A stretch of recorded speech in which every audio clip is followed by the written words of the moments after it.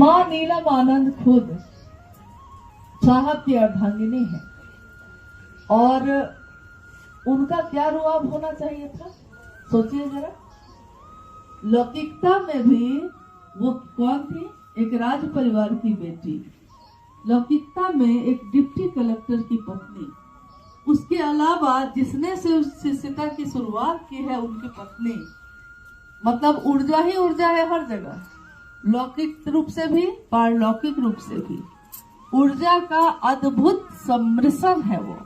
लेकिन उनका आचरण कैसा है, उनका व्यवहार कैसा है। कहते हैं कि जितना फल लगा हो पेड़ उतना ही नीचे झुका हुआ होता है। साहब के इस आम के पेड़ पे जब आम लगते हैं सारी डालियां नीचे झुक जाती हैं। वैसे ही जैसे जैसे शिवशिष्टता हमारे आपके मन में प्रवेश करती है, हमारे हृदय में प्रवेश करती है, हमारा व्यवहार और आचरण भी वैसा ही हो जाता है। धीरे धीरे आप दूसरों के सामने झुकने लगते हैं, आपका मन प्रणाम करता है, आप कहते हैं महादेव महादेव करिए ना, दूसरी बात में क्या रखा है, साहब दीदी का ध्यान करिए, दूसरी बात में क्या रखा है, तब आप कहते हैं। लेकिन उससे पहले तक तो आपका मन ऐसा नहीं होता। माँ नीलम आनंद जी को जिसने भी देखा है, उन्होंने उनका जो भी सानिध्य लिया है, उन्होंने देखा है कि ऊर्जा के इतने बड़े स्रोत से जुड़ी हुई वो, लेकिन उनका व्यवहार कितना ममतामय रहा है, कितना दूसरों की परवाह करने वाला रहा है। यहाँ तक कि किसके साथ वो है उनका व्यवहार भी एकदम अघोरी वाला है, उसके साथ सामंजस्य करना। जैसे शिव और पार्वती के बारे में हम सोचते हैं, जैसा शिव और गौरा के बारे में हम लोग कहानियों में पढ़ते हैं कि महादेव बैठे हैं, निहंगी भी हैं, शमशानी भी हैं और नटराज का नृत्य करने वाले भी हैं। लेकिन माँ गौरा अपने प्रेम से अपने पिता के महल को छोड़कर न्यूनतम व्यवस्था में गृहस्थ आश्रम का साकार आदर्श बनकर महादेव के साथ बैठी हैं अर्धांगिनी स्वरूप में। स्वाभाविक है शिव का शिष्य भी वैसा ही होगा। तो इस युग में प्रथम शिव के शिष्य हुए वरेण्य गुरुभ्राता साहब भैरवानंद जी, और पहली बार उन्होंने इस बात को कहा माँ नीलम आनंद जी से। उन्होंने पत्र लिखा माँ को कि नीलम, मैंने शिव को अपना गुरु बना लिया है, तुम भी शिव को अपना गुरु बनाओ। माँ नीलम आनंद जी के मन को बहुत ठंडक मिली, उनको लगा मेरे पति को ठहराव मिला।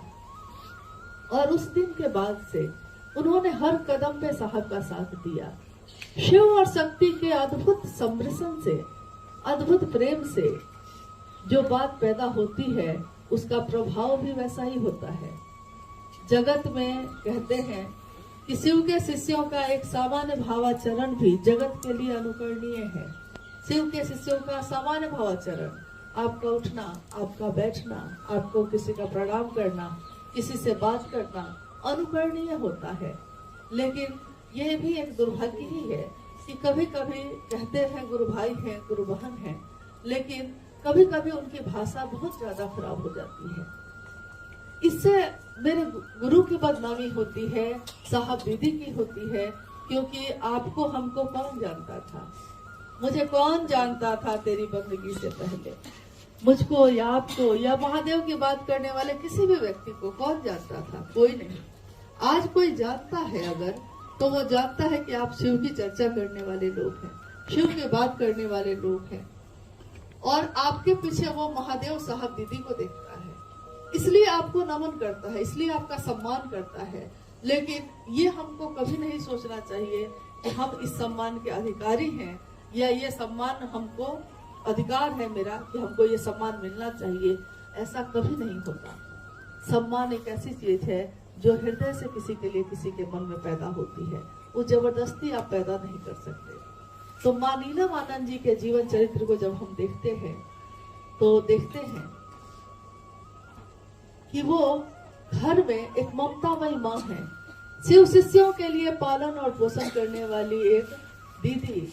माँ नीलम आनंद को सारे शिव शिष्य दीदी कह के पुकारते, और माँ भी बहुत प्रेम से सबको संजो कर लेकर आगे चलती। उस समय कम संख्या में लोग थे। इसी तरह घर में जब हम लोग बैठे होते थे तो एक तरफ खिचड़ी बनती रहती थी गुरु भाई गुरु बहनों के लिए, एक तरफ साहब बैठकर शिव की चर्चा करते। माँ नीलम आनंद उस समय मतलब जो पनवट्टा आप साहब के हाथ में देखते थे, शुरू में साहब पनवट्टा नहीं रखते थे, वो पान की एक टोकरी रखी रहती थी। माँ नीलम आनंद उनके बगल में बैठी पान बनाकर प्रेम पूर्वक उनके तरफ बढ़ाती। साहब उसी प्रेम से पकड़ के मुंह में रखते और पान खा भी रहे हैं, शिव की चर्चा कर भी रहे हैं। एकदम सामान्य भावाचरण है, लेकिन जगत के लिए अनुकरणीय हो गया। सामान्य भावाचरण में वो शिव की बात कर रहे हैं। साकार आदर्श जो गृहस्थ आश्रम के हैं वो शिव हैं, और साकार आदर्श के रूप में इस धरती पे हम लोगों ने साहब दीदी के जीवन को भी देखा है।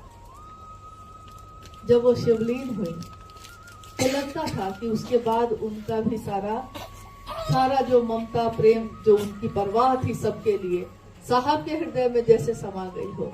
साहब अब साहब भी हैं, साहब अब माँ नीलम आनंद भी हैं, और इसी तरह वो सबको प्रेम देते हुए आगे बढ़ाते रहे हैं, आगे सबको प्रेरित करते रहे हैं। आने वाला समय जब हम आप जिन्होंने साहब को अपनी आंखों से देखा है, आने वाली पीढ़ी न उनको इन आंखों से देख पाएगी, न देख पाई है, न देख पाएगी, लेकिन आप और हम जो उनको बताएंगे वो वही सुनेंगे। आज हम इतिहास की कहानियों को पढ़ते हैं कि कोई संत आए, कोई महात्मा आए, लेकिन आने वाले समय में शिव के शिष्य लोगों को बताएंगे कि एक युग पुरुष आए धरती पे जिन्होंने जन्म लिया, शिव का जिनमें ऊर्जा का संचरण हुआ, और जिन्होंने अपने द्वारा सभी जगत के रहने वाले सभी लोगों में उसी का संचरण किया, न कम किया न ज्यादा किया, कुछ भी अपने पास नहीं रखा, सब कुछ सबको दे दिया। मुझसे मनुष्य जो होते हैं कंचन का भार न ढोते हैं, आते हैं रतन बिखराने को। जगत में जो रतन उनके हाथ में है वो बिखरा के चले जाते हैं। माँ नीलम आनंद गाती थी कि शिव नाम के हीरे मोती मैं बिखराऊं गली गली, ले लो कोई लेने वाला आवाज लगाऊं गली गली। आज भी गुरु भाई गुरु बहन इस भजन को गाते हैं, तो उनके गाए हुए गीत, उनकी बोली हुई बात कि शिव चर्चा में, शिव की शिष्यता में जो भी गुरु का काम करेगा, जो भी आगे बढ़ेगा, मैं छाया बनकर सदैव उनके साथ रहूंगी। आज भी उनके आंचल की छाया हम उसी तरह महसूस करते हैं। हमारा जीवन तप रहा है, धूप में खड़े हैं हम, दुख और परेशानियों से घिरे हैं हम, लेकिन माँ नीलम आनंद की छाया उसमें ठंडक देती है।